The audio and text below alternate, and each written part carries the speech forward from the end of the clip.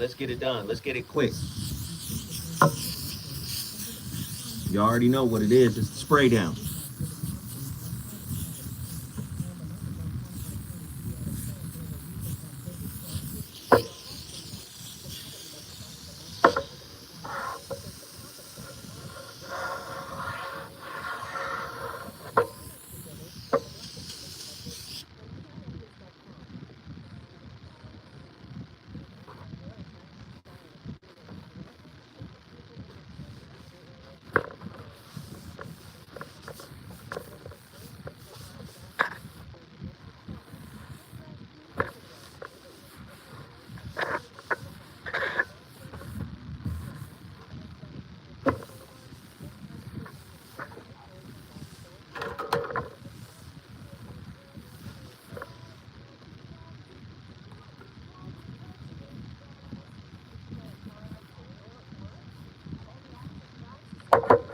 Makeup on the headphones.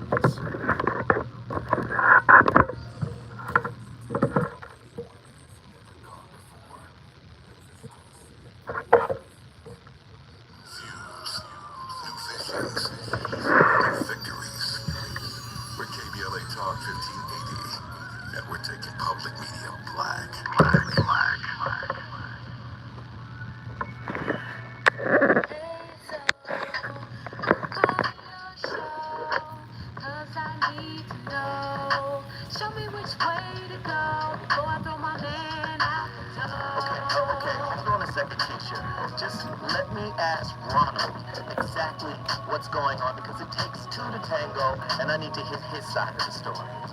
So you drive me and stay with the stress heavy on my brain. She keeps playing silly games, and I'm about to What up, what up, what up? Everybody hit that like button. Here we go. please give some advice so we can see the light. See the light.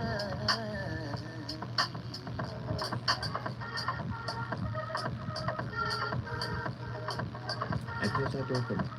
Thank you, bro.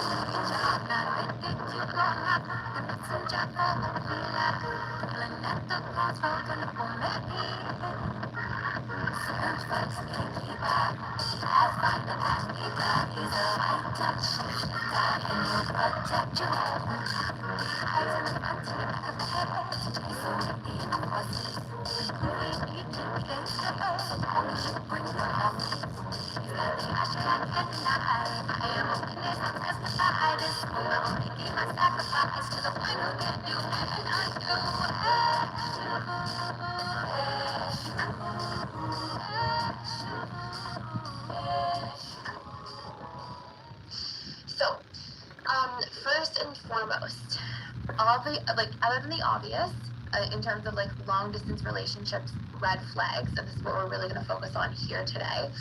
You know, things like lying, cheating, addiction, these sorts of things. We're going to cover a lot of these sort of like important red flags to notice. Now, I'm going to tell you what to do about some of these things as well in here, but this is actually coming up as a topic because I've had a lot of questions this week from people in long distance relationships talking about red flags and being curious, and then obviously because of like the climate over the last sort of year and a half to 2 years, you know, a lot of people have been in long distance situations or can't travel to see one another and things like that. So we're going to do a deep dive here today about like red flags to pay attention to in long distance relationships. Now, one of these at a time may be a solvable problem and may not be, you know, something much bigger. But part of this video is actually based off of over the years in my client-based practice. I have seen people who are in long-distance relationships, and every so often, I would say, 1 in 30, 1 in 40, I will see certain patterns pop up that tend to be quite congruent.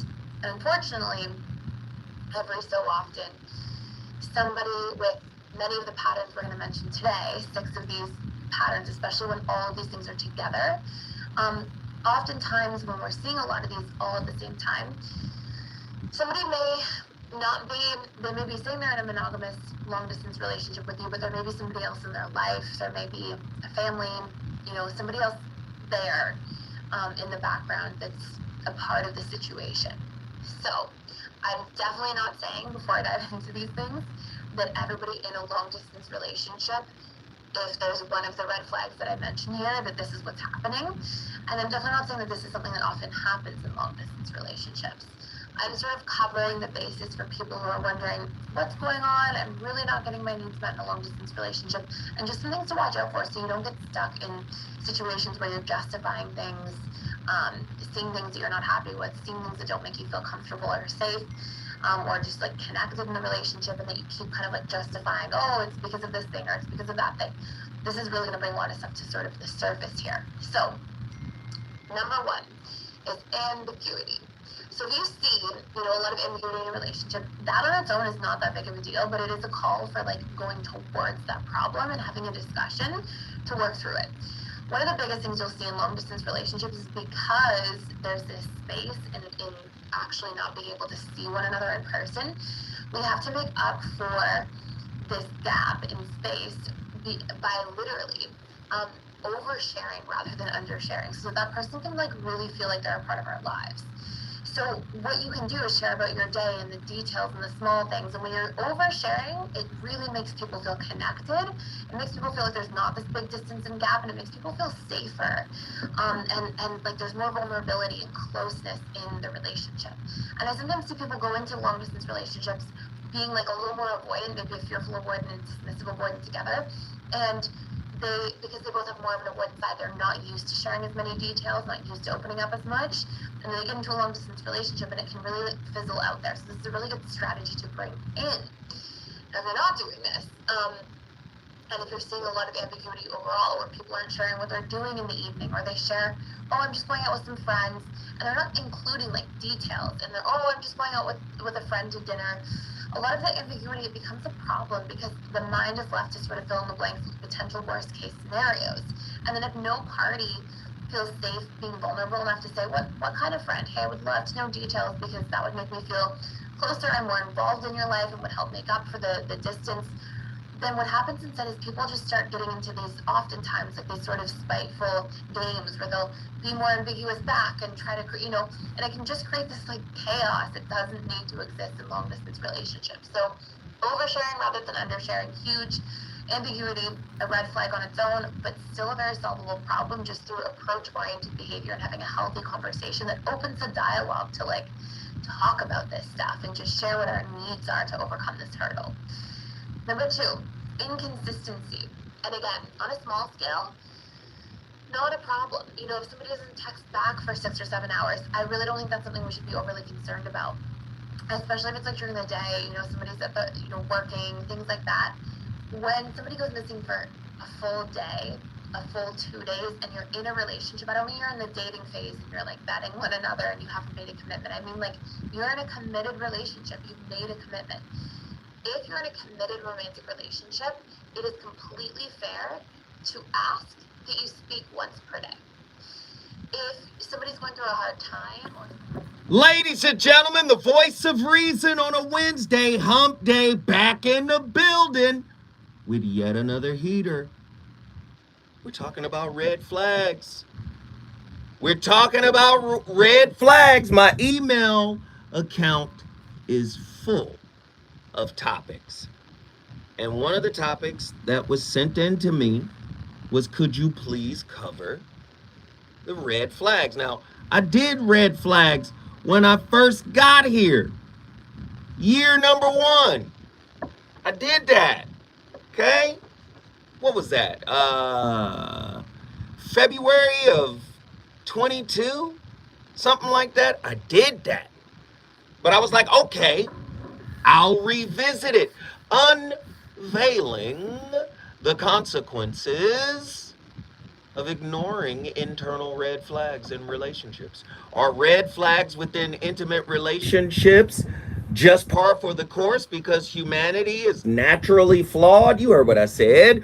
Are red flags simply par for the course? You're dealing with broken people. So I'm sure there are going to be some red flags somewhere. The number to dial, 1-800-920-1580. Call me, call me, call me. Join us for a thought-provoking discussion with me here, the voice of reason on KBLA Talk 1580. I need y'all to tune in because it's going to be on fire. I want you to call in to our hotline and share your red flag story. 1-800-920-1580. Share your thoughts and your experiences. We about to cook with grease. What exactly are red flags?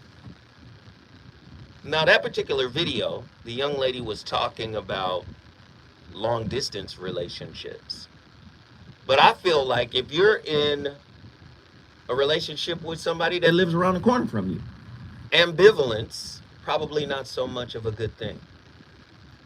Right? Probably not so much of a good thing. What are your red flags? What are your top 5 red flags? Do you know? Being threatened, that's one. Feeling manipulated or controlled, that's another. If you feel afraid of your partner, that's pretty tough. That's a red flag. Why would you be afraid? Being embarrassed by your partner, being put down by your partner, being shamed by your partner, being guilted by your partner. Red flags. Right? Yeesh. Having to lose your friends because of your partner. That's a red flag. Ugh. Ladies and gentlemen, disrespect is a red flag. Get to your phone lines. 1-800-920-1580. I really want to hear it. I really want to hear it. One of my red flags is this. And this is one of my favorite red flags. And I've worded it in such a way it is different. Regarding intimate relationships, whenever I hear unidirectional blame, I know I'm dealing with a spiritual child. When it's always somebody else's fault, that's a red flag. When somebody else is responsible, that's a red flag.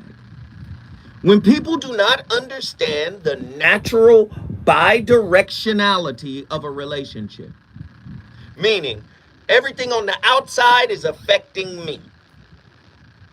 No. Something in you is affecting them too. And something in you drew them to you.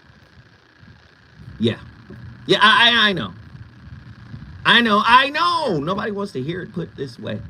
A deeper look at the consequences of ignoring internal red flags. You know those red flags are internal as much as they are external. Yee. If you ignore the red flags, embrace the heartache to come. Amanda Mosher. Better to be able to love than to be lovable. Oh, when I come forward, the voice of reason will be asking a crap ton of questions. I want to know what you think. I want you to call in. Share your red flags. The reason that we're here.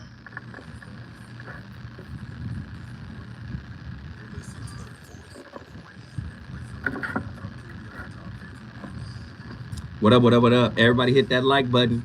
We got a nice amount of people in here. Everybody say what's up. Everybody say what's up. Where my people at? Everybody send me a what's up. We got a thumbs up. Everybody send me a thumbs up. What up? What up,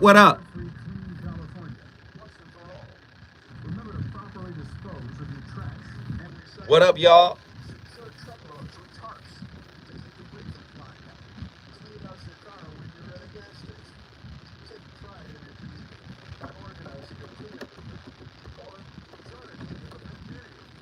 Hey, Mr. Zoe, what up?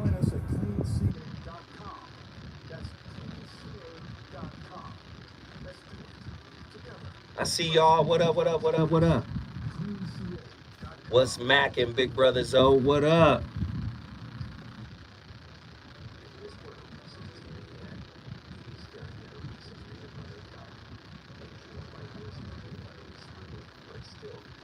What up? Who in here?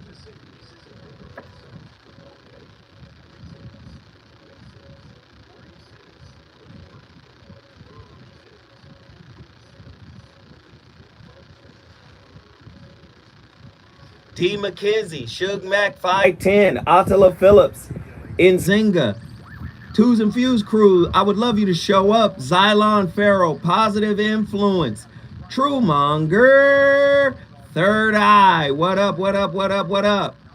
Nzinga. It be the same people that be commenting, but it be more people in here than those that are commenting. What up? All my lurkers, say what's up. Say what's up. Phil Brad, JT, what's going on? All my lurkers, people who are watching but are not commenting, say what's up. At least just say what's up. And then you can duck back out. Just type in what's happening. Charleston Coleman, what up, cousin? I see the stars. The people with the stars are actually family members of the channel because they purchased a membership to the channel. Bunch of eyeballers. Name said peace. Nazarene X, love. What up, what up, what up? Y'all say what's up.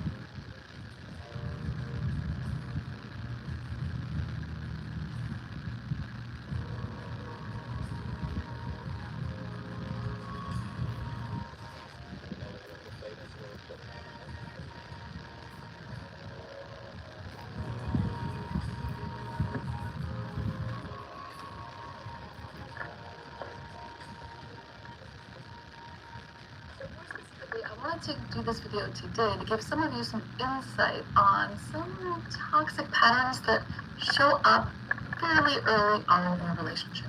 So these are things that you really want to pay attention to. And if you think you're in a toxic relationship, I have a free download that you can access from the description box below that will give you more information and a checklist on toxic patterns in a relationship. And here's a hint, it's a lot about how that relationship and that person makes you feel. So let's jump right into the 10 toxic phrases. If you hear these phrases, you may want to run. So the first toxic phrase is, you're just like, insert the name of this toxic influence in your life here. So for some people it might be a parent. You're just like your mother. You're just like your father. And even if that person is not necessarily a toxic influence to you, the way that this one is said implies that it's a bad thing. You know, you're just like your mother, and that is a terrible thing. You embody all the negative characteristics of this one person. Now, first of all, if the person that they're comparing you to is actually a toxic influence in your life, or if they have some, really negative traits that you don't want to be associated with, this is going to come across as a dig. And if you're being compared to somebody that you've never had an issue with, somebody who's close to you, this one can hit a little bit close to home because First of all, you're wondering, well, what's wrong with this other person? I love them. There's no issue here. And then, second of all, you're wondering, what's wrong with me? And that's what this is meant to do. This is meant to get you to question yourself and sometimes to question the other person too. So the second toxic phrase is you're too sensitive, or you're overreacting, or you're making a big deal out of nothing. Now this phrase is usually problematic because what this person is doing is kind of invalidating your feelings. Even if it's something that has nothing to do with them, they're kind of invalidating the way you feel about that, whatever situation that was. And that can be a red flag, because if they're not honoring your feelings about something that has nothing to do with them, how are you going to act when it's something that does, when they've done something to hurt your feelings? One exception here would be if you asked their opinion. And, maybe you think that you acted without getting all the information, and that could have seemed like you were overreacting. But still, in this situation, you should feel like this person is honoring your feelings and how you feel about it. And they may have an opinion that they can share with you, but they're not trying to override your feelings. This is especially a red flag, of course, when what you're talking about is how the other person hurt your feelings. Ladies and gentlemen, it's Red Flag Wednesdays. We talked about red flags in relationships. The concept of red flags encompasses subtle yet crucial internal indicators that warrant attention within ourselves and in our relationships. On an individual level, internal warning signs may manifest as persistent feelings of unease, gut instincts, or reoccurring negative thoughts and emotions. These cues may signal unresolved traumas, insecurities, or unmet needs, influencing our behavior and decision-making process. In relationships, internal red flags often emerge as discomfort, unease, or a sense of emotional disconnection. Patterns of defensiveness, avoidance, or codependency may also indicate potential issues. Self-awareness and introspection play pivotal roles in recognizing these warning signs, providing an opportunity for personal growth and healing.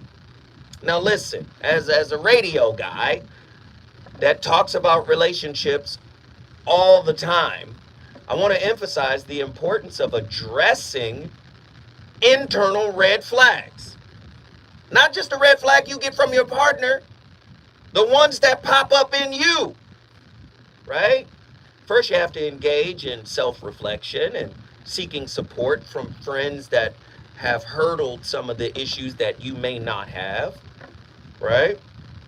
These particular individuals can help you navigate the emotional landscape, right? Especially if they're a therapist or a clinician or someone that works in that industry. They're going to help you cultivate healthier boundaries, and they're going to help you make conscious choices. A lot of times, people lean on themselves when they see a red flag within themselves because they think it's just their problem. But it becomes everybody's problem when you bring your internal red flag into a relationship with another without a contingency plan for how to deal with it. I think it's important that, that at least tell us what we're going to be dealing with potentially. All right. You already know I got questions. Are red flags within intimate relationships just par for the course because humanity is naturally flawed? Are red flags the secret ingredient to making some people appear more attractive? Sometimes we be attracted to the red flag. Don't front. 1-800-920-1580. Get in here. I want to talk to you. What are some of your internal red flags? In other words, the red flag that is flown that actually indicates to you that you have something to work on. I want to know. 1-800-920-1580. Why do so many people in intimate relationships ignore red flags? Why do we ignore the red flags? Some people say we ignore red flags because we love the person. Can your love for someone cause you to ignore a red flag in them? Now, please understand, the red flag that they represent externally has to be recognized by something. And remember, knowledge is a reflex of memory. To recognize something is to know what it is. How did your, see, do you see how they're related? Relationship is a mirror. The red flag in you said, that's attractive. That's a known to me. Let's talk about it. 1-800-920-1580. What is the purpose of relational red flags?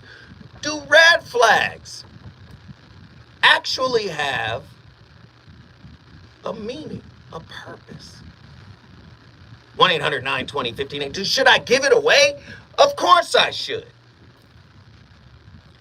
Red flags pop up in relationship because they're designed to show us what needs to be worked on from the inside out, right? So somebody comes into your life and they got red flags, and it triggers your internal red flags. Right off the top, you're supposed to say, why do I like this person? Why am I attracted to this person? What wound in me? Listen, what wound, what unhealed wound in me resonates to the red flag that they represent? Then you got to go even deeper. Why did I ignore it? Why am I choosing to ignore the red flag? I believe that everything in life has a purpose. Nothing on planet Earth is purposeless. Least of all, red flags in relationships. Many people will lean towards the ideation that a red flag is an indicator that you should end a relationship. I beg to differ. A red flag is an indicator that you should stop and start investigating the red flag from the inside out. That's what I believe. You may have a different belief. I value your belief in the same way I value my own, right? Do red flags exist within healthy relationships? Good ones. Ones that, got the power, got the passion, got the love, got the money. Do red flags actually exist in quote unquote healthy relationships? I would say yes. Why? Because every human being is a work in progress. So the whole concept of relationship goals and they got a good relationship and they good and all of that, take that with a grain of salt, right? Because their relationship and all what's good might not be good for you, right? Might not. Somebody said red means love. Atala said red means love. Listen, when I come forward, I'm going to jump to the phone lines because people are starting to call in. This is a national discussion. Red flags. Why do you attract them? Why do you embrace them? Why do you ignore them? Why do you ignore your own red flags on the inside? I want to know all things red flags.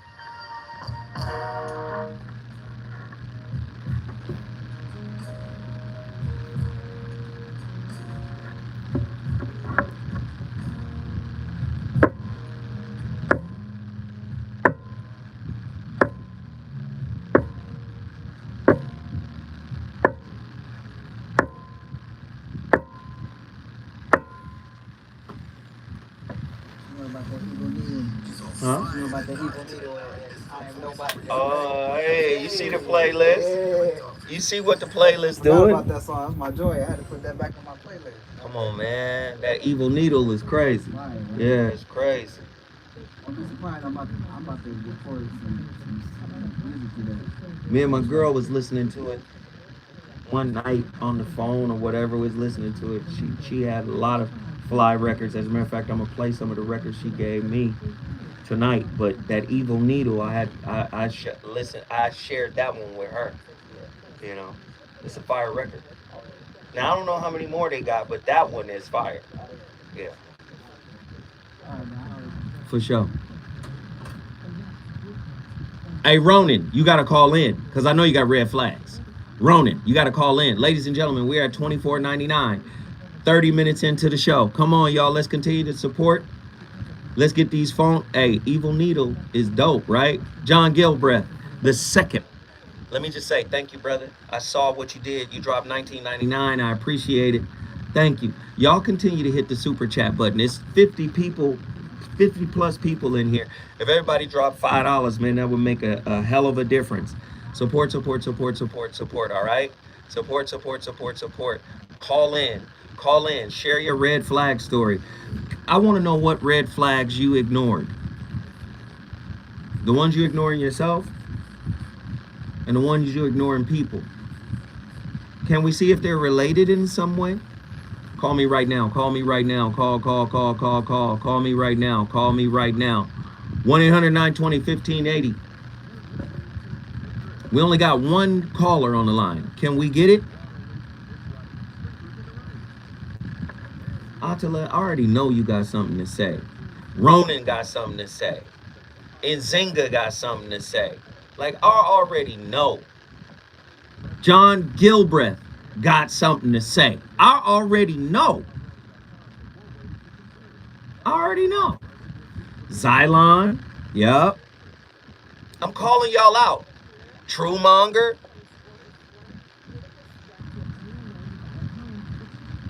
Come on.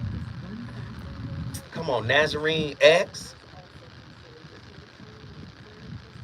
I have something lost to say.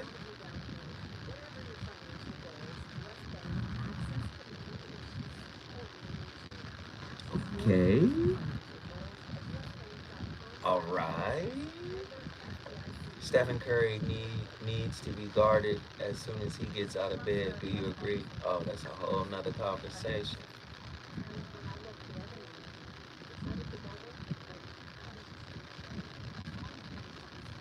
Love makes us colorblind to red flags. And hey, Nazarene, if you don't call in, man. Conversation time. Conversation time. Let's discuss. Let's discuss. Let's discuss. Let's discuss. Let's discuss. It's a conversation. Let's discuss. Let's share. Let's discuss. Let's discuss. It's a conversation. I don't want to do all the talking. Let's discuss. It's a conversation. Let's discuss. 1-800-920-1580.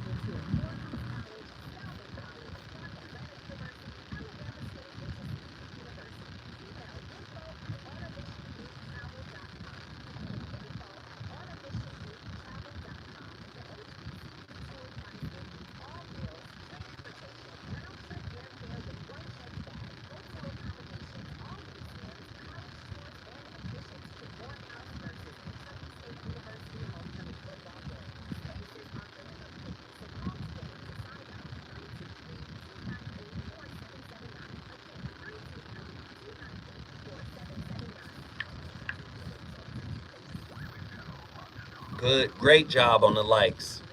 We appreciate it. Twos and fews, welcome. Twos and fews are definitely welcome. Damn, we just lost him. Who do we lose? Call back. Whoever we lost. Call back, call back, call back, call back.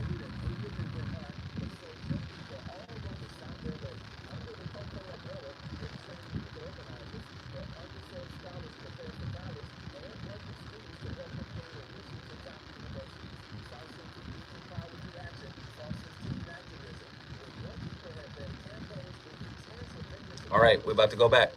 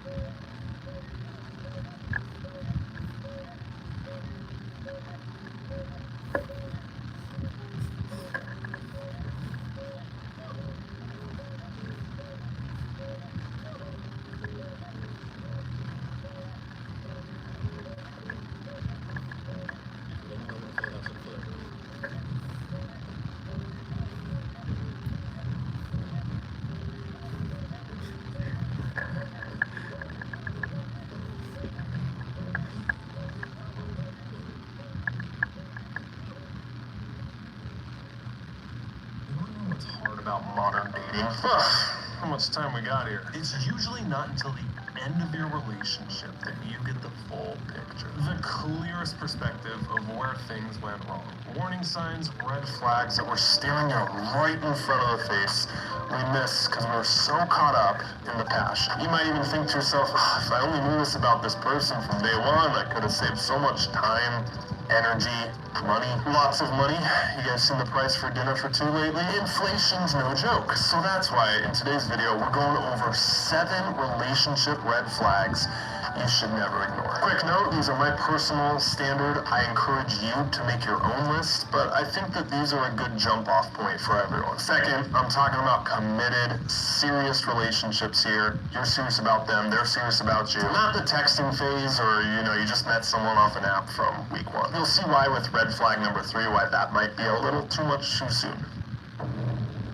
I was dating a woman in my early 20s, and we kept getting into these out of nowhere big blow-up fights. I would ask her where she was coming up with these ideas or thoughts or why she was making this such a big deal. After about 2 or 3 questions, we would trace it back to something one of her friends told her. I saw how friends can affect you firsthand. So right off the bat, if the person you're dating and gonna get serious with has some sketchy friends that you don't really like, that could be cause for concern. There's a saying, birds of feather flock together. You might have heard that you are the average of the 5 people you hang around most. That's not just a good saying, it's true. There was a statistic I saw a while ago where if your best friends are overweight or obese, you're like 50% or something more likely to be obese or overweight yourself. So if you really get a bad gut feeling about someone's close circle of friends, that might be a sign of how they actually are or behave later down the road. Because you do become who you hang around.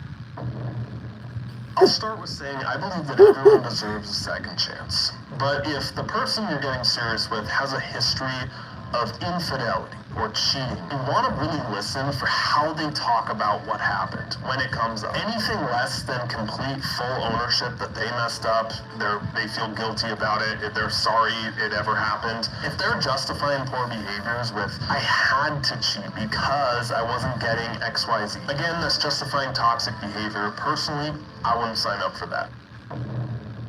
This one is going to be very unpopular. My relationship with social media is very odd because I make a living from it. I am very public on social media. I have a whole brand and a business on it. But the data is out and we know how unhealthy it is for the everyday person. Not only what it does for your dopamine levels and kind of disassociating from life, but what it does to your self-esteem and how it sets unrealistic expectations. Woo! Tonight is on fire, man. Listen, we talk about red flags. Sometimes our eye is only focused on our partner, the red flags they come with. Don't you know the red flags they come with, mixed with the red flags you already have, making one big giant red flag? Listen, I'm here to tell you, relationship is a mirror. People don't know how to use that metaphor. Here's how you use it. Typically, your attachment styles are complementary. That's how a relationship can be a mirror. Also, when you're trauma bonded, the trauma in them is attracted to, addicted to, and attached to the trauma in you. That's relationship as a mirror. But we can take relationship as a mirror from the author himself, J. Krishnamurti, when he says, in the problem itself, not beyond it, is the answer. See, we think the problem is our partner. No, the problem is us. How we were raised, how we were cultured, the belief systems we have, the ideas, the concepts, the self-concepts or lack thereof. We're calling in experience so that the experience can level us up. Krishnamurti said, in the problem itself, not beyond it, is the answer. It is not a very, listen, I want you guys to hear this. Is it not a very strange thing in this world where there is so much distraction, entertainment, that almost everybody is a spectator and very few of us are players? Whenever we have a little free time, most of us seek some form of amusement. We pick up a serious book, a novel, or a magazine. If we are in America, we turn on the radio, KBLA Talk 1580, or the television, or we indulge in incessant talk. There is a constant demand to be amused, to be entertained, to be taken away from ourselves. Krishnamurti, man. Many times relationship is the preferred escape. You want to be taken away from yourself because you know inside you that's where the real work is. How you process, how you deal, how you handle. Everybody gets to handle it the way they need to handle it. Everybody gets to deal with it the way they get to deal with it, but that doesn't mean it's optimal. That doesn't mean it will bode for having a healthy, meaningful relationship. We about to get deep. You talk about red flags. Come on. Let's go. The phone lines are on fire. Let's get the people who's been in here the longest. Let's go. Reggie, Austin, Texas, talk to me. Man, it was very easy to ignore the red flags and on some level embrace those flags because they made the person human. Often I saw people as though they were seemingly flawless, and they were always on point. They always knew what to say. They always had, the best catchphrase. It was just, they were always in rhythm. Mm-hmm. And if I identified a red flag in them, then they seemed more human. And when they were human, I could embrace my own humanity. You know what I'm saying? So I guess it was easy to be around them because I saw a flaw in them. Like if you saw a comic book character, everybody has a flaw. And it doesn't make Superman any less super because of the kryptonite. But it makes him more relatable. You see what I'm saying? Mm-hmm. And so the flaw made the woman more relatable to me. But let me stop you. Reggie, you're a human being. Your name, Reggie, Reginald, Regal, Royal. You of a different ilk, my brother. You're of a different caliber and quality. Most people are afraid of their humanity. The sister Delana said, I'm not in love with you. I'm in fear with you. You speaking of rarefied air right now, Reggie. Most people are not thrilled to see the humanity in another person. They're just not. Because sometimes that humanity could be ugly. It could be frightening. It could be terrifying. Am I lying, Reggie? Help me understand. That's real. That's real. But it can be terrifying, but at least it's true. At least it's who you are. Mm-hmm. And I can find just some level of just flaw in you. You're fallible. You're not perfect. You know what I'm saying? It's a flaw that's in there that makes you human. It makes you relatable. And you can still be beautiful, but at least you're relatable. And that's all I needed at that point. So I'm not sure if I'm in rarefied air or not, man. I've already said it. I've already. Yeah, because you said it. Hey, stay with me, Reg. I gotta go forward. But when we come forward, we going back to Austin, Texas, because Reggie never disappoints.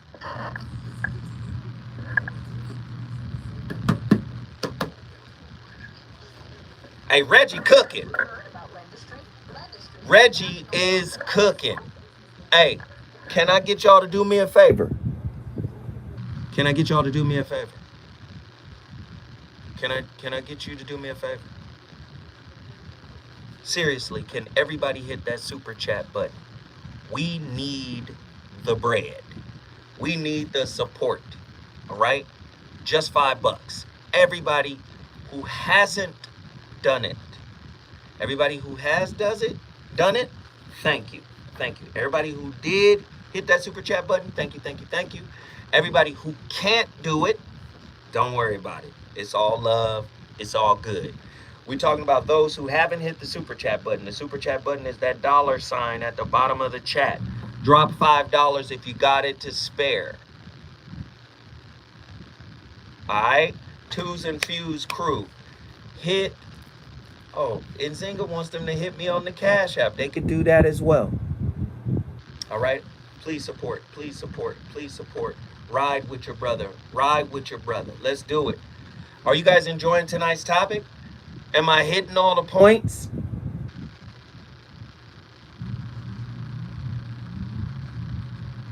Am I hitting some points? Y'all tell me.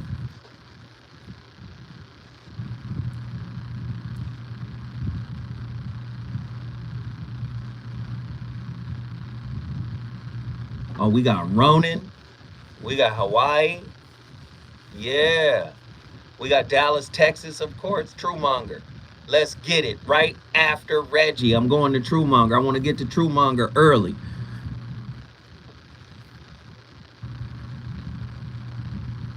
Did this first hour just right by us? Sheesh.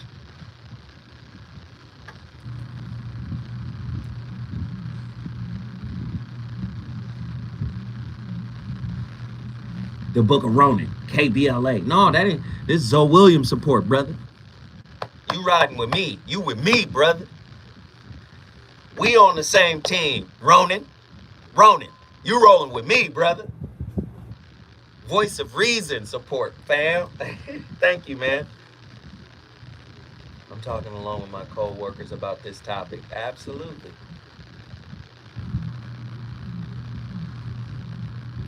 There you go. There you go. Come on, man. We rolling. We've been rolling since the foxhole, Ronan. You can't just come in here. Nah, brother.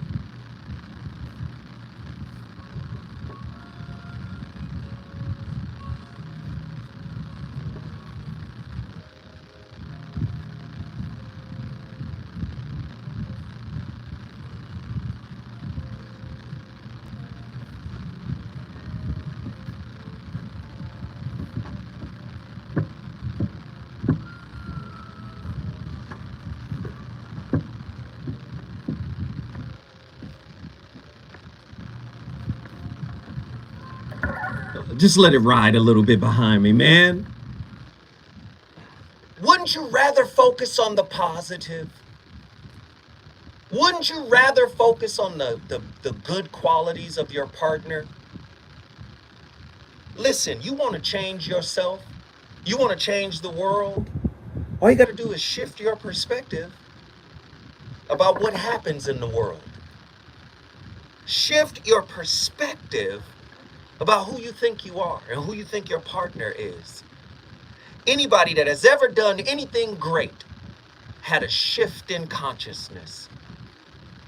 I'm going to tell you what a red flag is to me. Somebody who can't shift from negative experiences.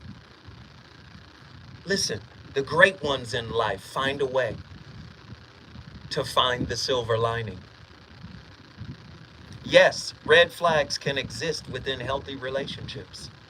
While healthy relationships are generally characterized by trust, respect, and open communication, it is essential to acknowledge that no relationship is perfect. Red flags in healthy relationships may be a subtle warning, right? That prompt partners to address minor issues, right, before they escalate, right? Healthy relationships recognize the importance of addressing concerns and working together to resolve conflicts constructively. Red flags can serve as opportunities for growth and understanding, fostering a deeper connection and emotional intimacy. Man, I want my relationship to feel like this record. Don't you want your love to feel like Velaz from Quincy Jones? Just imagine, man. You guys are open. You guys are non-judgmental, bi-directionally compassionate, bi-directionally empathetic. You guys have this understanding that I'm with a live human being that is capable of hurting me while at the same time loving me deeply. It's a red flag for me if you don't see it that way. Because I know the seed of blame is in you. Ladies and gentlemen, you're listening to the Voice of Reason, man. I'm turned up right now. I'm just in a space right now. The Voice of Reason is on fire. Let's get Reggie back in here. Reg! Man, that's exactly what I was thinking. As far as, Go I mean, Velas, that's my jam, bro. That's for real. Velas, man. Quincy Jones, my The playlist. whole album, bro. The whole album was tight. Right. But man, as far as the red flags though, I need a red flag to kind of draw me back into reality. I want to think positive, just like you were saying. But those red flags make me human. And that humanity makes the art beautiful. Mm-hmm. You know what I mean? As far as life is concerned, life is a beautiful struggle. So it makes it beautiful because I see you trying to work out that red flag. And I'm trying to work out mine. And while we do it together, it gives me more agency to work out my stuff, That's right. And so I'm kind of drawn to the red flag because it makes it more real. Flag on the play. Hey, brother, I appreciate the call. Austin, Texas is in the building. Did you know that the Voice of Reason is a national radio show? Don't get it twisted. I love my Los Angelinos. I love it when y'all call in. Call me right now, 1-800-920-1580. Get on the line. But let me tell you, if LA don't call, guess what? We're going back to Dallas. Dallas, Texas, Truemonger, get in here. Yeah, man. What are your thoughts? Oh, man. I mean, if you ignore the red flags, whether within yourself or your partner, eventually you're going to bite yourself in the butt. You're going to, stepping on yourself, if that makes any sense. You got to be conscious of it. Whether it's through self-discovery or whether your partner is reflecting them. And so some people are going to be resistant, but if it keeps happening, eventually you're going to have to pay attention to it, and hopefully you pay attention to it enough to where you can make adjustments or at least be honest about what your red flags are. Truemonger, let me ask you a quick question. What do they call those big books that they put on the table, on the coffee table? What are those books? What are they for? They're like picture books, or there might be books of photography of really nice pictures and photographs or whatever. What are those books called? Isn't that like a conversation piece? Like you got this. Yeah. Okay. Would red flags? Yes. Would red flags be considered a conversation piece for relationships? What are your thoughts? Should we consider them that way?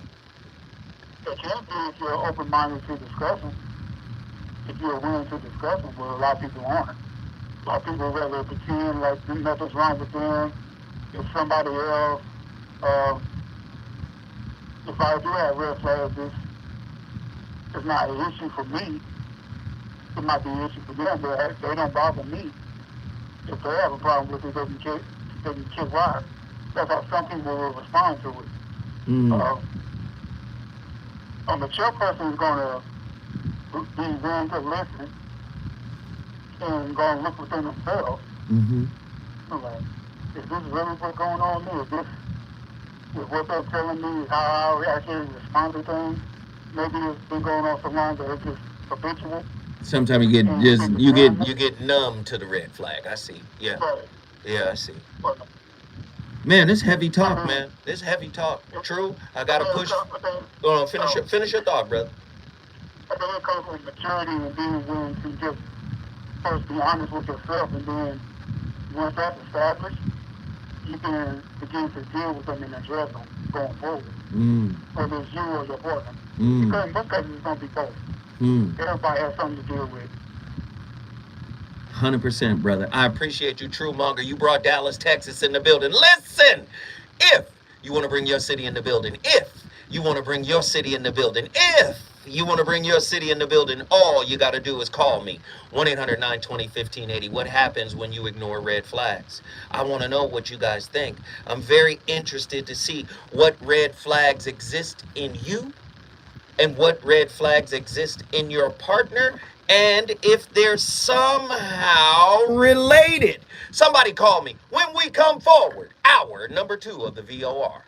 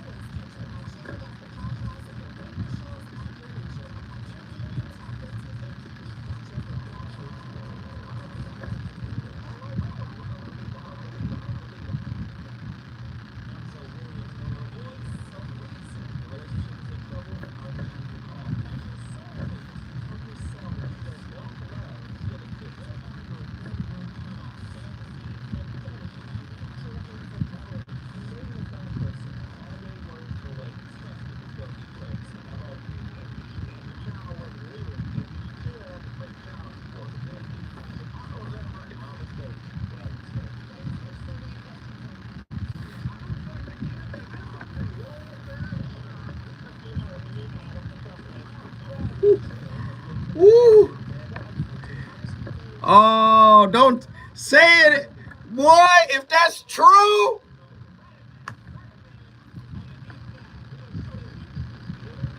If that's true,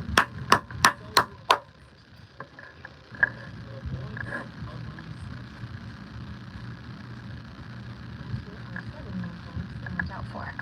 Number one, your core values don't align with each other. It's one thing when you don't enjoy the same food or activities, but it's another thing when you both disagree on certain values. For example, how money or time should be spent. People get into relationships for the wrong reasons all the time. In general, people are driven by sexual attraction, but we disregard whether the person is good for us in the long run. Number two. wait, stop. Just hold on. I know that's an oversimplification and a huge generalization that the young lady just said, right? The statement that she just made. But dang, it's probably true. Most people get together because of sexual attraction. They're not looking for how they show up. Listen. The clip before, the young man said most people find out everything they needed to know about the relationship when it ends. That's a red flag. But I don't like a posthumous red flag. I don't like those. Oh, I wish you could have loved me different. Oh, I wish you could have showed up for me different. Well, why say it when it can't be fixed? Say it when it happens. This goes back to the piece about red flags being a relational conversation piece. The only way for that to happen is you have to shift your mentality, right? You have to shift your perspective to say we have to start looking at the red flags that each of us have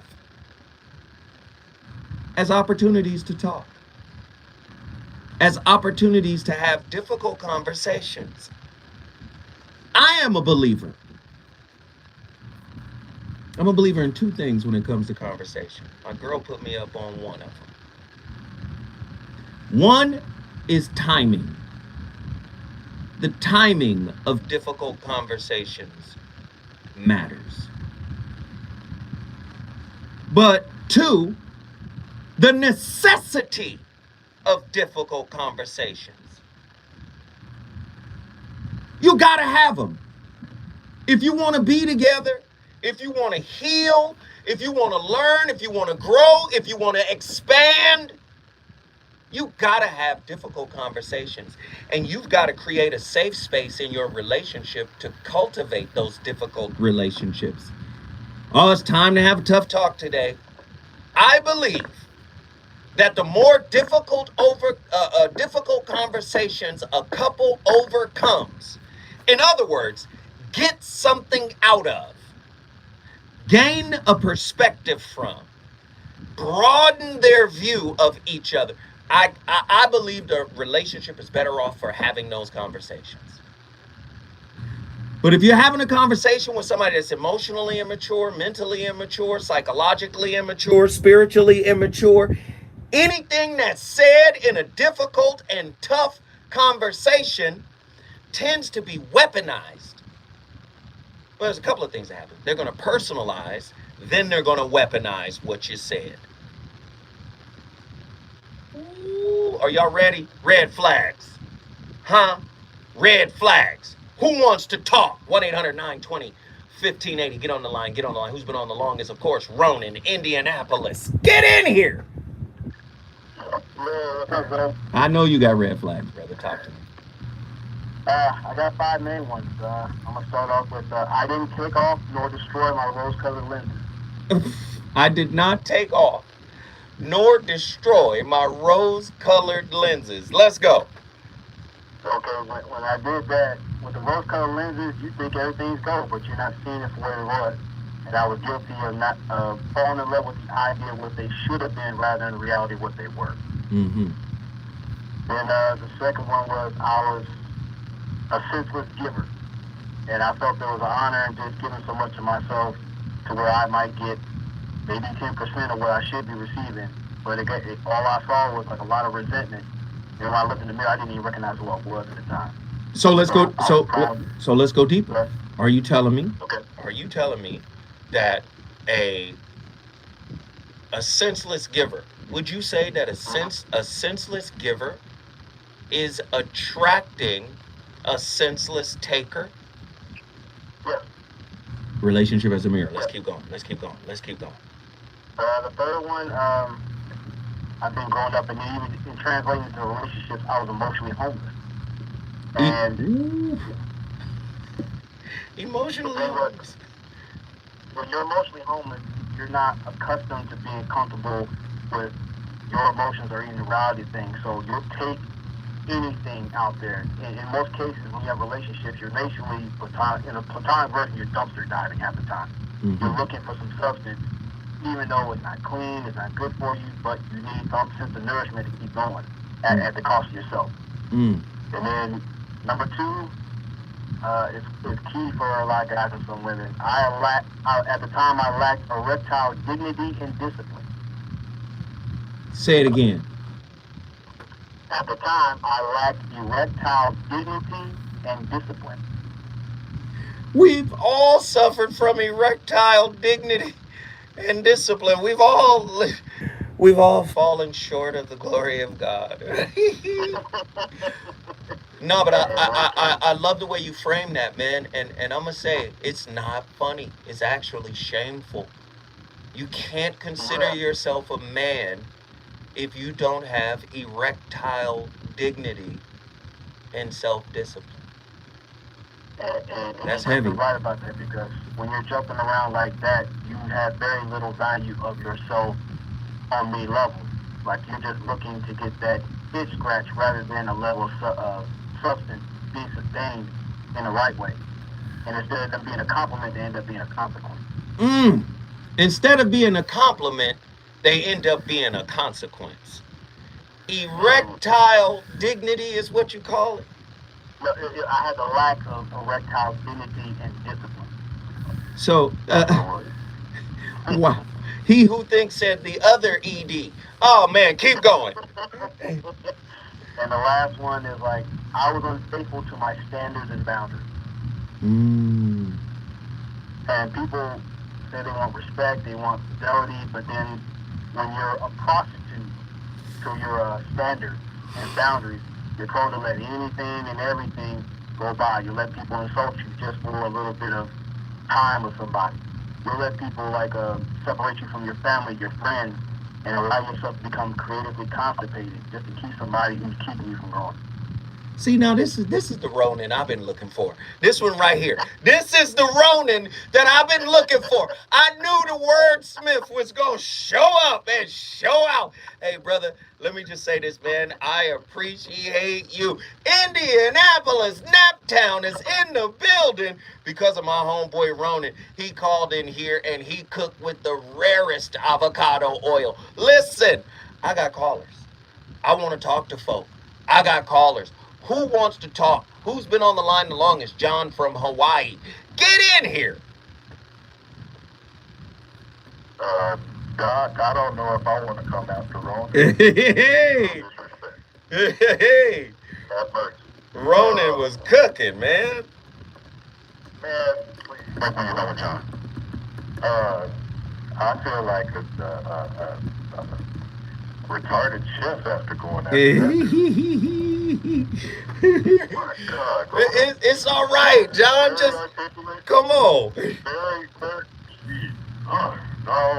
But anyway, I guess my red flag, I guess for most men, has something to do with just controlling the measure of anger. Right. Same Of here. course, as men, we're supposed to be dangerous and hostile and all that other stuff. You're not supposed to be introduced to that as a child. Right. And as a 52-year-old, and I'm still trying to get that monster under control. Never been sweet. Always had me ragged. And one of the reasons why I'm still living on the Isle of Patmos, or left on an island like John was in the Bible. Strangely enough, my name is John too, but nonetheless. 96 AD. I'm sorry. My inner theologian came out. Sorry, go ahead, finish. Go ahead. But no, again, for everything that has to go through, everything we have to go through, there has to be a singular point that brings us to ourselves. And even if it has to be that aloneness, that place where we need to create our own sin, that place where we need to get our own reflection, the one that we, one, have to embrace. We one have to endure all of the ugliness. And prayerfully, we don't run away from that reflection either, because most of us do run away from relationships with these red flags that others present. Nice. But if we can calm down and we can actually embrace that in ourselves, that singular point, that reference that we all definitely need to anchor on to. And it is required for you to travel this road alone. You will not take somebody else with you. And by the time you figure it out, when you are alone, standing in that middle of darkness, and you're thinking, I don't even have the right equipment for this, I don't have the night vision for it, I can't guide myself. That's when the light actually comes on. The God you fear, the God ends up being revered to you. Ooh. And you finally know what's really going on. And then the matrix doesn't matter. Brother, you all the way from Hawaii, man. Aloha. I appreciate the call. John, yo, he's on fire. If you want to bring your city in the building and join this deep and passionate discussion. It's riveting, yes. It's fire beyond heat, man. If you want to get involved, all you got to do is call me at 1-800-920-1580. When we come forward, we're going to be talking to one of our favorites from Atlanta, Georgia.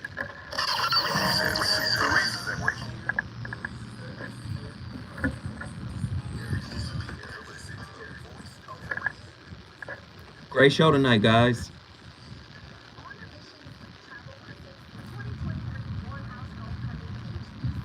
But the red flags came back. Ladies, I need ladies. We only got one caller left. I need 3 callers. Can 2 of the 3 be sisters? Attila, Pretty Brown Mimi, Nzinga. Where are the sisters in here? Oh, also, we're at 3198, an hour and 16 minutes in. Can I get some sisters to call in right now? It is a dope topic. Wait a minute. Andy done walked out. So hold on before you call.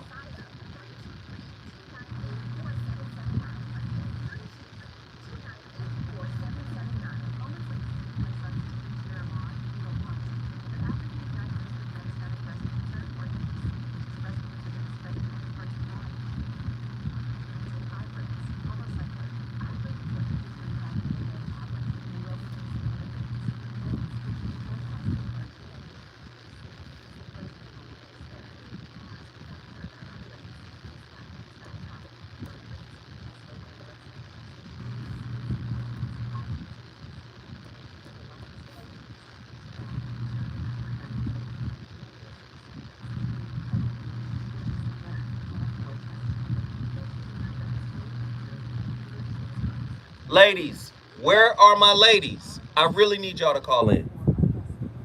Please call me.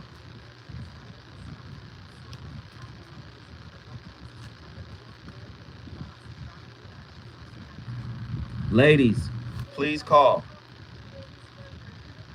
Ladies, please call in.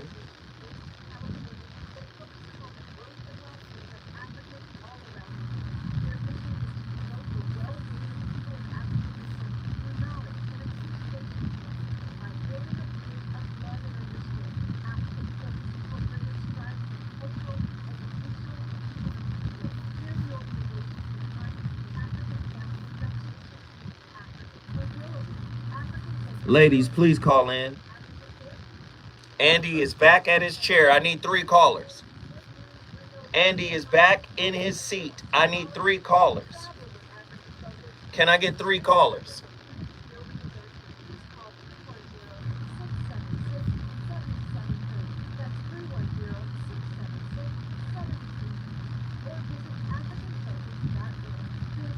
And Andy just left. Oh, he's back. He left. He's back. Call me.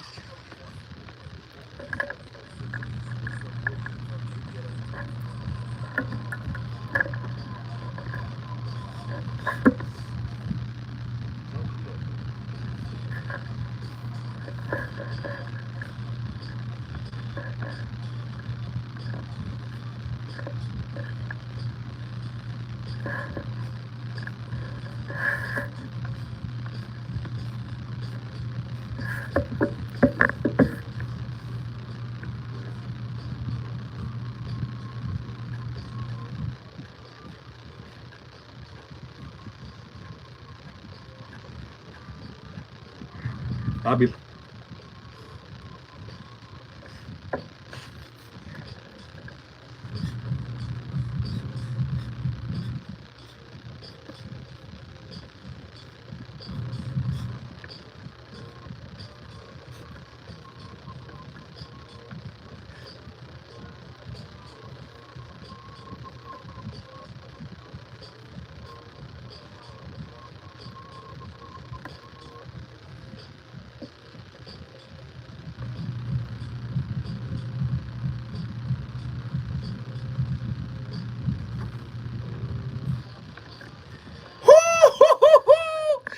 The voice of reason. Boy, I make Wednesdays fly. Y'all hear my playlist? Let me just walk you through it real quick. You're listening to the voice of reason on KVLA Talk 1580, live from Lamert Park. We started with Comfort Zone by Evil Needle. My playlist is my co-host. You know how we do. Then we went to Watermelon Man, Herbie Hancock. And now, you ain't never heard of this. Huh? Say it again. Who did I skip? Oh, Quincy Jones, Velez, right? And now, this particular track, you've never heard of it. It's by a DJ. His name is Nicolay. Nic, right? Olay. Nicolay. And the name of this track right here is called Fantastic. Listen, man, I just wanted to put us in a vibe tonight, man. When this song is on in my car, I gotta do 85. At the very least, 85, 90. I be flying. Ladies and gentlemen, the voice of reason is back in the building. We're having an amazing conversation tonight about red flags, man. And I think people need to have a different perspective, a different outlook. We've been taught to, and it's something that happens, in, the oral biosurvival circuit that Timothy Leary talked about in his 8-circuit system. Biosurvival circuits, there were 8 of them. He was talking about the brain and how they're wired and how we're wired at different stages of life. This was Timothy Leary, who did all of those famous LSD experiments back in the days. And he had an 8-circuit brain model for behavior, right? That dealt with people at different stages of their lives. And many of us have not gotten out of the first circuit of that 8-circuit system, which is the oral biosurvival circuit. And that circuit is described with a nipple and a baby. We are all looking for the comfort of the nipple, right? And we may be adults, but we're looking for life's nipple, right? We're looking for life's nipple. And people who are stuck in that particular circuit, psychological circuit, the oral bio-survival circuit. You see some kids who are up in age who still suck their thumb, right? And they put their fingers in their mouths because they're looking for some type of comfort. You see, people who are in that bio-survival circuit uh, tend to move away from what is uncomfortable, just like a baby would, and move towards things that are comfortable. But what fails to happen for many of those people is nuance, understanding nuance. As you get older, as you get more mature, as you get a diversified perspective, you tend to see that sometimes negative things have a purpose and a value in your life, whereas there are some instances where good things, things that felt good, wound up being bad for you, right? Oh, I know people don't want to hear this. I know. This is why I'm saying a lot of people don't even know what a red flag is because they're still in a bio-survival circuit kind of survival mode. They don't really understand. They don't understand that sometimes a red flag can provide insight and growth. And maybe it being a red flag or it hurting or it being difficult for you, maybe that was the price you had to pay in order to get the wisdom. We live in a society that makes us think we're supposed to get stuff for free all the time, right? It is essential to recognize that no human being is without flaws. And intimate relationships are not exempt from this reality. While red flags may emerge in relationships due to our innate imperfections, they should not be considered an inevitable part of the course. Instead, they serve as opportunities for growth and a deeper understanding. Acknowledging that humanity is inherently flawed allows us to approach relationships with empathy and compassion. It's a red flag if your partner's not showing you compassion for what you're going through. That's a red flag. That's called a one-sided, unidirectional relationship. If your partner is going through something and you're there for them and they're not there for you, that's one-sided. That's unfair. That's a red flag. Should be considered. Now, let's dig deeper into it. If they're going through something really heavy and they don't have the capacity to give, and they at least articulate that, then there's more empathy coming from you because even though they didn't have the capacity to give you what you've been giving them, if they say, but you deserve a word, you deserve an acknowledgement. I love you. I appreciate you. I thank you for what you're doing, but I can't give it to you right now. I don't know when. Hold tight. I want you to hold tight. How about that? How about even on your deathbed, with your last breath, hold tight. I'm gonna get it right. I'm gonna do right. Come on, man. Sometimes, man, those little gestures really take your partner to another level in terms of supporting. I know a lot of people don't want to hear it that way. I know a lot of people don't want to lock into what I'm saying, but it's okay. It's okay. Let's get these callers in here.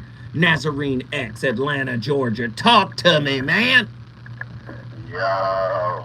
What's up? Your voice not ain't nothing, man. Yeah, Ronan killed that joint early. Shout out to everybody that chimed in. Yeah, Ronan was doing the big right there. He's doing it big. All the way. One red flag that I noticed that actually speaks more so to me in the past is like when I ask someone a question and I'm very clear in what I'm asking, inside there's like, you know how they say your spidey senses are tingle, or like you can feel a disconnect when you're connected to yourself, whether it's like a break in rhythm or something along those lines. So anytime it's like I might ask a question and whoever I'm communicating with is no longer present, that's a red flag for me. And I've learned to identify it as a red flag by first going through that process and like kind of ignoring that, being more willing to be like, oh, okay, well, you know, benefit of the doubt, or we can skip that part, this, that, and the third. But in hindsight, it's never really served me, and I feel like that's a product of, I say, like a lack of self-confidence or self-awareness, right? Because sometimes when you're still trying to figure yourself out, let alone get to know someone else, if you're not coming into a situation where at least a more full sense of who you are and what you're about and kind of like you're in tune with that resonance piece of things and it means something to you, I think like that's a big gateway. Like it leaves a lot of room for trouble if you're not willing to bridge that gap. Mm-hmm. And whoever you're dealing with, you know, should be able to meet you or be able to be willing to meet you in that space of presence, right? Mm-hmm. So I think subtly we all will ignore that small voice inside and kind of like bite our own tongue in whatever way or make whatever excuse to not show up because we haven't yet come into that area of our life where we can bring more confidence and more fullness and kind of like stand in, whether it's to say, I don't know this or whatever the case is. But I think inside is just all about your spidey senses. Mm-hmm. Man, I appreciate it. I appreciate it, brother. You dropping jewels as usual. My nephew from Atlanta, Georgia. Listen, we all over the country right now. Jacksonville, Houston. Who just dropped?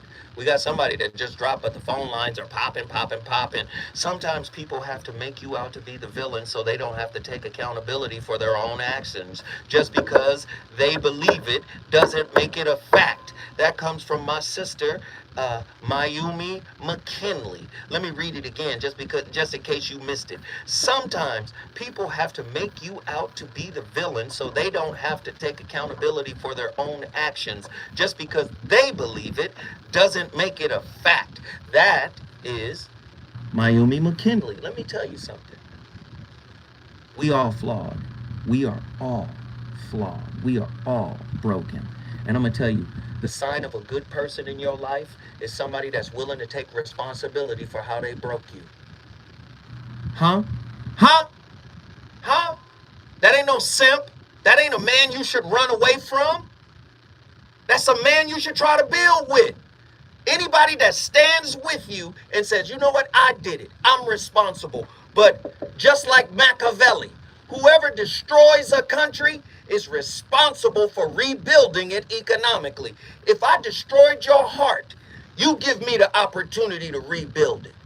And I guarantee you'll be a better person having been broken by me than broken by somebody that doesn't feel indebted to you for doing it. When we come forward, more from the VOR.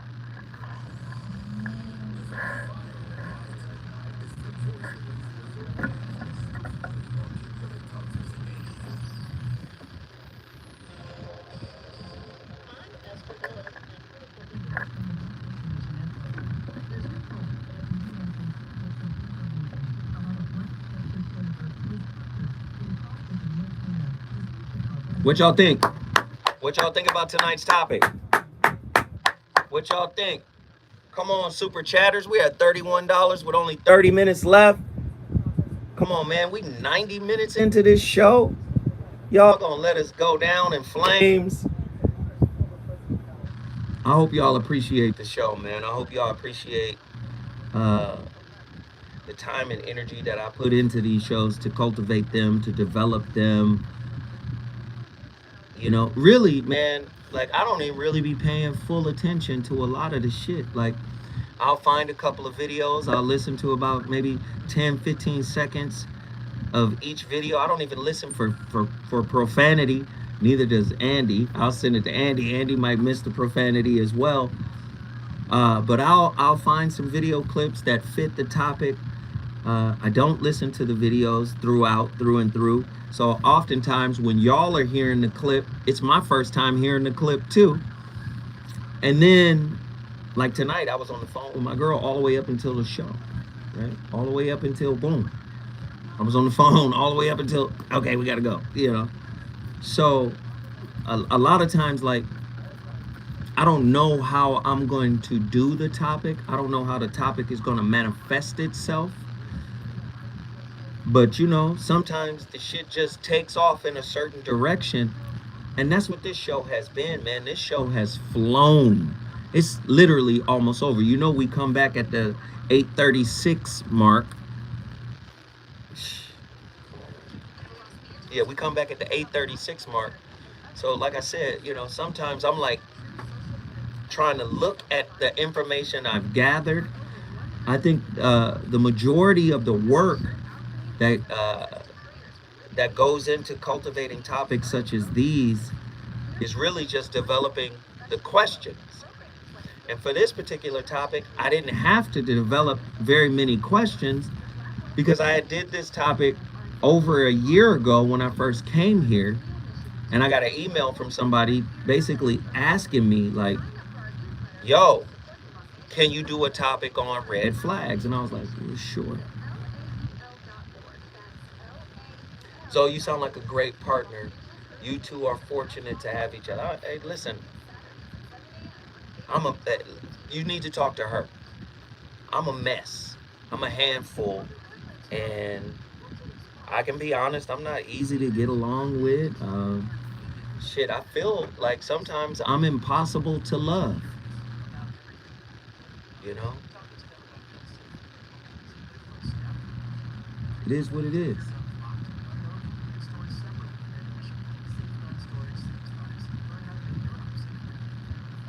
She's been closer to y'all than y'all think. That's all I can say. She has been closer to y'all than y'all think, than y'all know.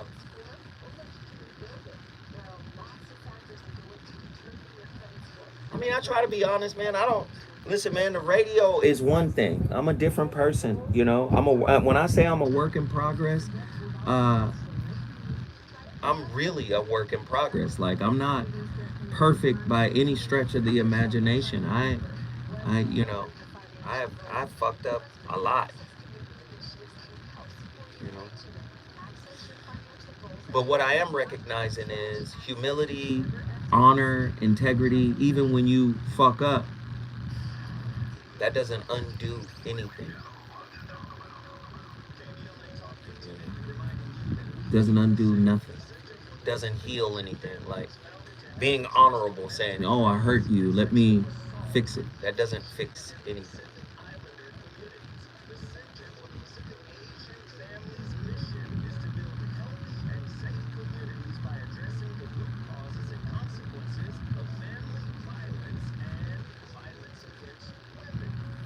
We got callers. JT!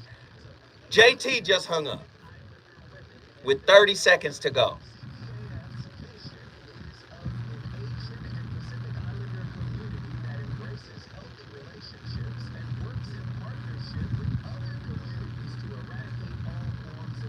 Dang it, JT.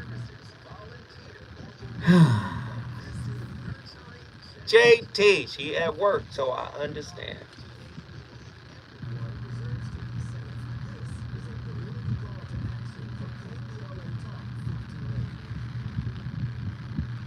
Monique Tyler, thank you for the cash app. I appreciate it. Lord knows I need it.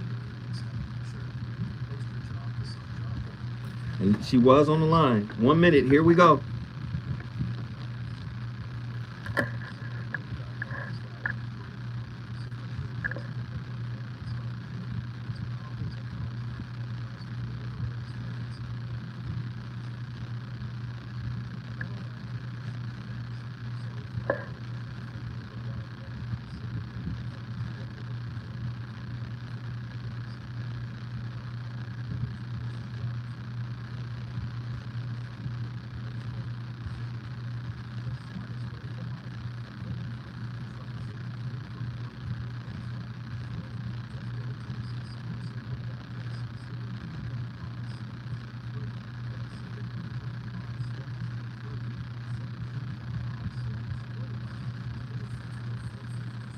We got you. We understand.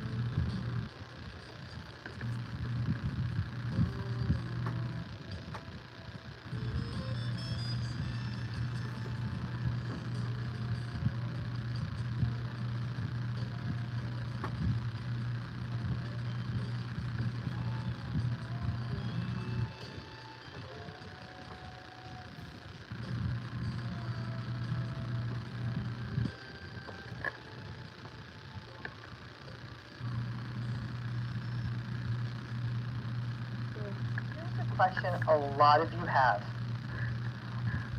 Are there always red flags in relationships that just may not work for us? That's the question, because everyone's like, red flags! Identify the red flags and it'll all be good, right? Are there always red flags, or is it ever possible that it's not all about the red flags, it's just that a relationship just doesn't feel good to us? We want there to be red flags, right? We want things we can hang our hat on. Say clearly, there it is. That's a red flag. That's the problem. That's the issue. Then we can articulate it. Look back and say, yep, they came late. They drove too fast. They got drunk the first time they met my parents. They interrupted me on the first date. They're always on their phone. They're really entitled in the restaurant. It takes them 5 days to return some text messages. They kept trying to brag and be better than my friend's boyfriend. They made fun of my shoes. Listen, you may have even justified the red flags at the time, but when you talk about it later, hell, even if we don't love it as it's happening, there's a certain relief. These red flags feel concrete and real. The problem is that there aren't always red flags. Sometimes it's fuzzier. Sometimes you just don't like someone. It's nothing you can put a finger on. You may even think like, you know what, this person was on time. They were kind of respectful. They asked decent questions. They were not rude to the waiter. They were nice enough to my friends. It's none of that. It just doesn't feel right. That scenario is actually harder. It's more difficult for many survivors of narcissistic abuse to navigate. Red flags, that feels legitimate. Yep, yeah, got it, makes sense, in my face. Something I can see, I can discern, I can disengage, and I have reasons, and I can say them out loud to myself, and that's great. The problem is that sometimes it isn't there. The red flags are often more behavioral, stuff you can observe, and stuff that, yes, we probably should have picked up the first time or the first month or the first year. But no one teaches us this stuff. But I just don't like this. I'm not comfortable with this person. That could happen upon meeting a new possible friend or at a job interview or a first date. For survivors of narcissistic abuse, this can be challenging. We want substantive red flags, not something that we should listen to in our body that tells us to slow down. I know some of you may be listening to this and saying, well, Dr. Ramani, you're kind of being mean. Maybe you meet someone and they're having an off day, or they're shy, or they're from a different culture. That's all true. I'm not saying like the first time you're like, don't like you, and you cut and run. I am saying that the thing that's hard for survivors is to listen to ourselves. They're not listening to ourselves because we long ago stopped trusting ourselves. That's the challenge here. And what it can mean is that what we do is we keep pushing and pushing through discomfort when we're survivors, but without these hard and fast red flags, like someone screaming at a person on the freeway, we may feel that we need to talk ourselves out of ourselves. Woo! Ladies and gentlemen, that was Dr. Ramani. You know, Dr. Ramani knows it all about this old narcissistic stuff, but she was cooking. She was cooking, talking about the red flags. Maybe they're not as concrete as we would like them to be. Maybe the red flag is being used as an excuse to do what we really want to do, and that's leave because we just don't like the person. What about that? 1-800-920-1580. The phone lines are cracking. We're still all over the country. I need to talk to some folks who've been on the longest. Attila, Houston, Texas. Get in here. What up, Uncle Joe? How are you? I am alive and well. How are you? I'm good. Yes. What do you think of tonight's topic? What are your thoughts? Just right on time.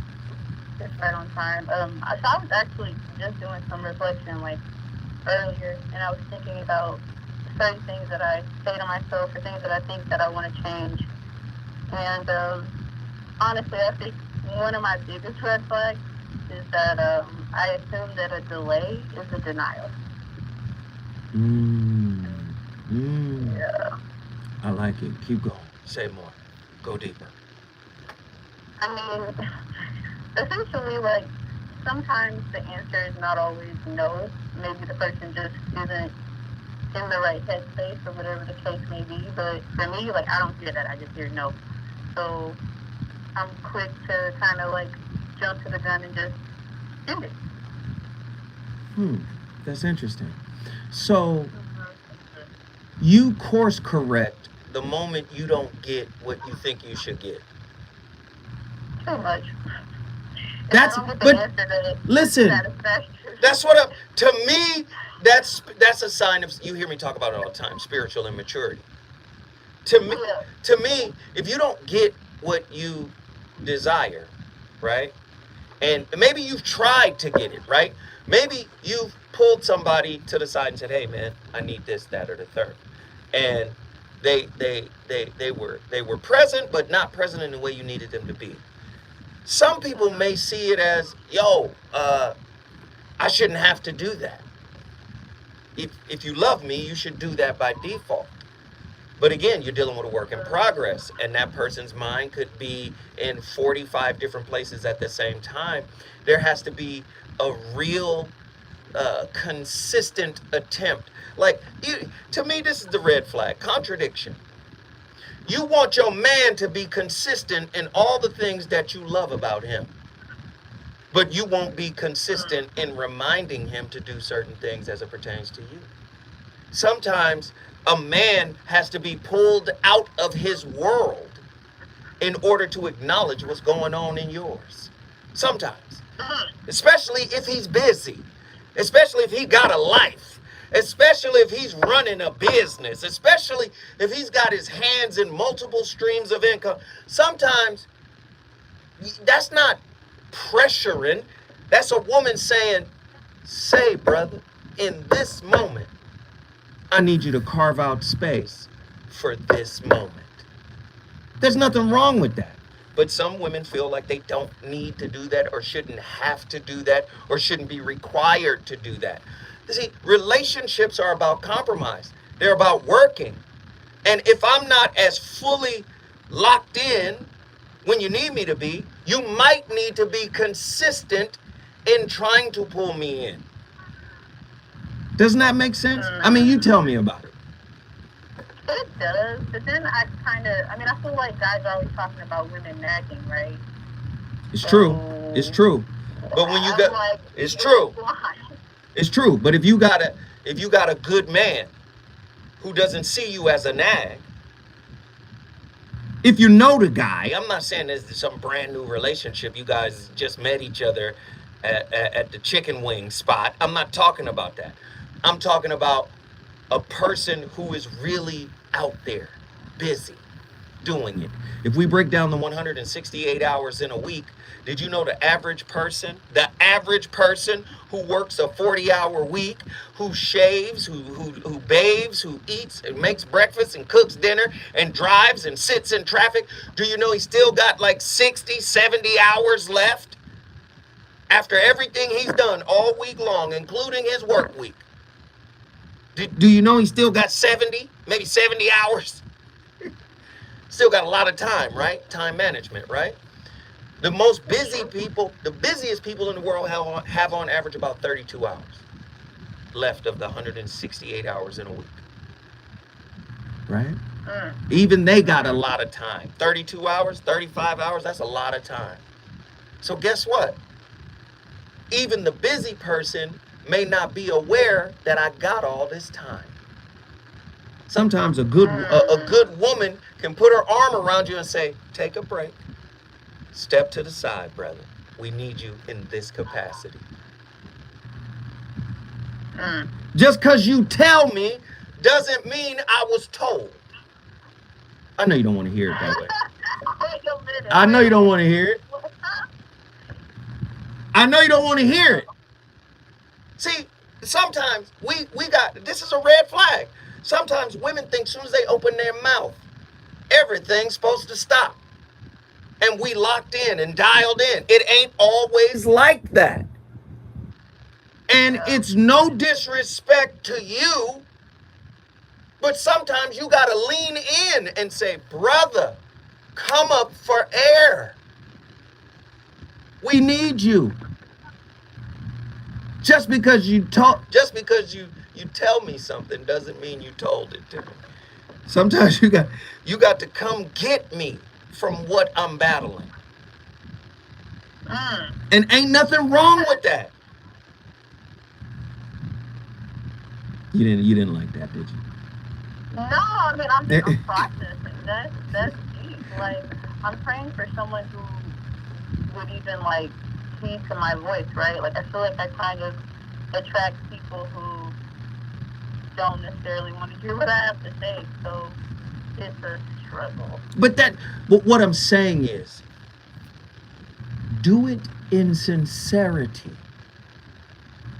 A lot of people speak from ego, and their ego get broken when you don't respond to the word from their mouth. That's because the ego led the word. If your heart leads the word, any good man worth his salt will be like, oh, okay, right? Even if he got to get pulled out of it. That's when he looks at his woman as, you know what? This woman has my back. She doesn't mind putting in some effort to make this thing work. See, some people, it's a red flag to think that things are just supposed to work because we together. Sometimes the work is, I'm going to do a little bit extra, right? I'm going to do a little bit extra. I told him about something that's important to me. It seems like it didn't really resonate. I'm going to circle the block. How about that? I'm going to circle the block. And I'm going to be transparent,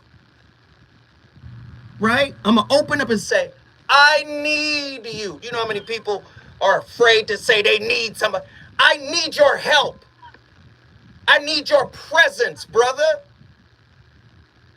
You think you throw out a couple of subtle syllables, a couple of subtle vowels, and you think somebody's supposed to just react? No, that's your ego talking. Sometimes, if you'll supplicate to God, you should supplicate to the head of your relationship. How about that? You don't want to do that, do you? You don't want to do that, do you? Show some respect. But do you understand what I'm saying? Like, show that. Brother, us, we need you. You drowning in what you're doing. I need you. Hold tight. Hold tight. When we come forward, the voice of reason gonna keep cooking.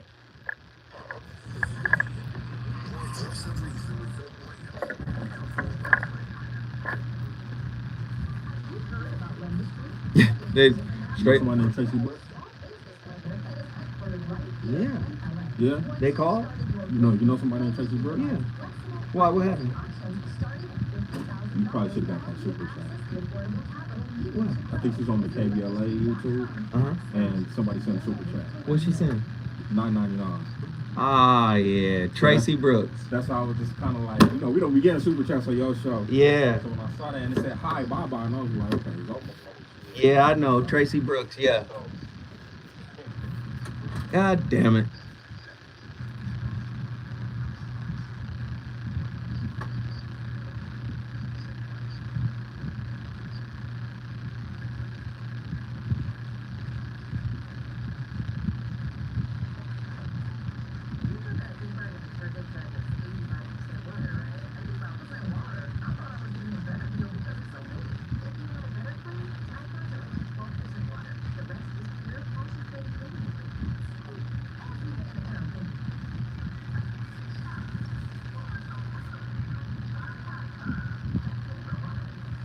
Is he gonna supplicate to these?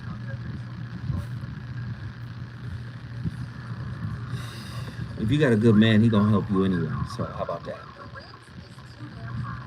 He ain't even gonna talk about it. If you got a good man, he gonna help you. So if you finding yourself asking a good man to help you, he ain't a good man. Right? I'm talking about like the bills. Right? The bills. Like real men don't mind paying their own bills. Or if they got a woman, here, you need help with this, that, the third, here, bop, bop, bop. Real men don't trip.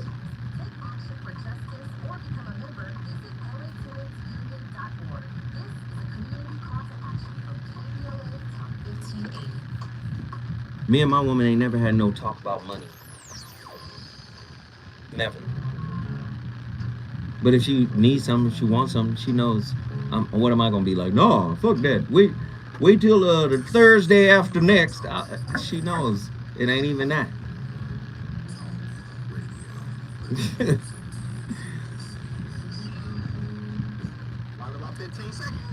Real men ain't on no weirdo shit like that.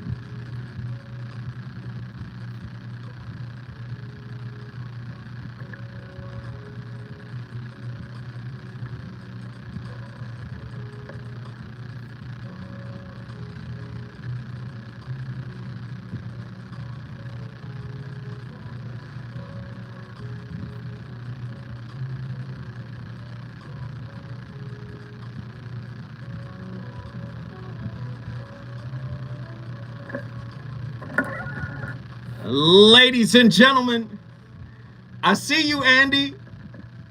Andy bugging off my playlist right now. Hey, it was actually my woman who gave me this record.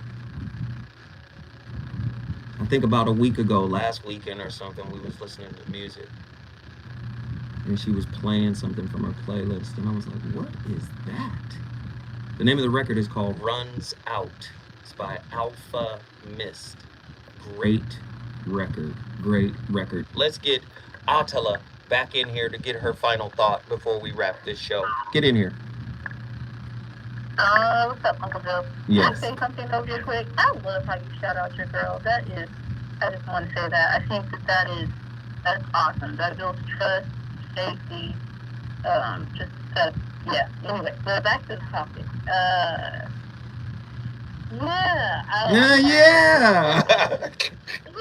With this whole red flag thing, I'm learning that when it comes to listening to these different podcasts and coaches and things like that, you know, certain things can be worked through and used as a tool for understanding, and that's kind of how I want to move to my next situation. And yeah. All right. Well, we love you. We appreciate you. You brought Houston, Texas in the building. Thank you, thank you, thank you, thank you, thank you. Miami. I'm at Mimi from Jacksonville, Florida. Get in here. We got to do this quick. So make it quick. Make it quick, Mimi. Jump in here. What are your thoughts? I could do a quickie. Impatient. Oh, God. Here we go. Go ahead. That was quick. You wanted it. There it is. Hey, Hey. So tell us real quick. That was good for me. Yeah. So Impatience. Impatience. That's a red flag for you? Yes. I mean, communication, trust, respect, all that. But I love an attentive man. You can be clingy. I love all that because I can be clingy too. But don't get mad at me because I don't jump on the phone when you call me for the third time in an hour. Okay. All right. Well, we appreciate it. Thank you for the insight. Thank you for your red flag. You brought Jacksonville, Florida in the building. You know you got a seat at the table all the time. My last caller of the night is from Detroit. That's Monique. Monique, you got to make it quick. Talk to me. Oh, I just wanted to say thank you because you made me realize in your statement you said, I'm just scared to say I need you. And you just helped me figure out something in my relationship that he is so focused.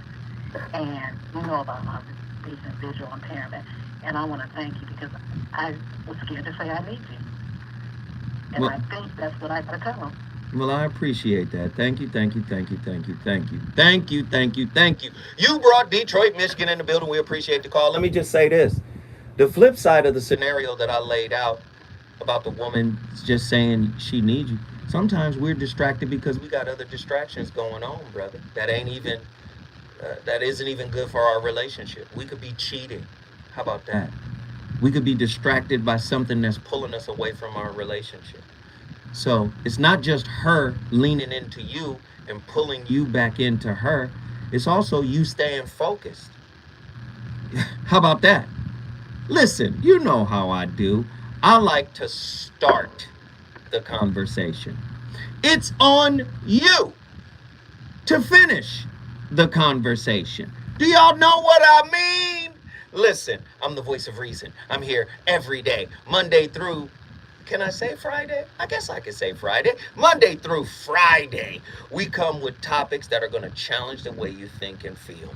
Up next, she's going to keep the fire lit. Jill Monroe, her RSVP show is on fire. She's got the news on what's happening in the entertainment industry, all the ins and outs, the tidbits, all of it. When we come forward, more fire for you.